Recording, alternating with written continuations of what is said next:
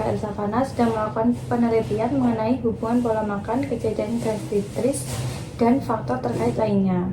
Wawancara ini bertujuan untuk mengumpulkan data yang akan digunakan hanya untuk kepentingan penelitian. Saya mohon kesediaan Anda untuk menjawab beberapa pertanyaan dengan jujur sesuai kondisi yang Anda alami.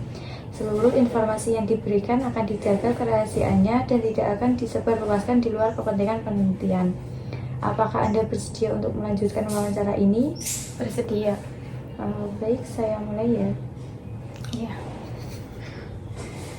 Yang pertama, berapa kali Anda makan dalam sehari? Saya makan sekitar 2-3 kali dalam sehari. Terus apakah Anda sering melewatkan waktu makan seperti sarapan, makan siang, atau makan malam?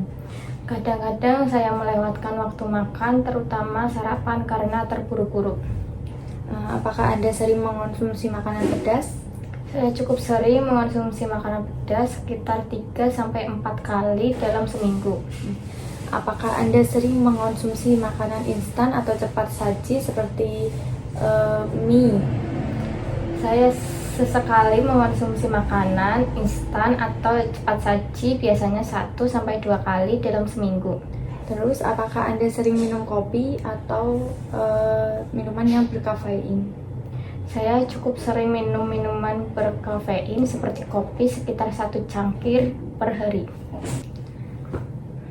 Apakah Anda sering mengalami sakit mah atau gastritis? Saya pernah mengalami sakit mah, terutama saat pola makan tidak teratur. Terus apakah Anda sering mengalami nyeri ulu hati dan apakah itu sering? Saya cukup sering mengalami nyeri ulu hati, biasanya sekitar 1-2 kali dalam seminggu, terutama ketika saya terlambat makan atau mengonsumsi makanan pedas. Apakah Anda sering merasa mual atau muntah? Saya kadang merasa mual, tetapi jarang sampai muntah.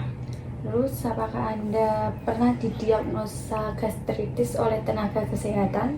Saya belum pernah didiagnosa gastritis secara resmi oleh tenaga kesehatan.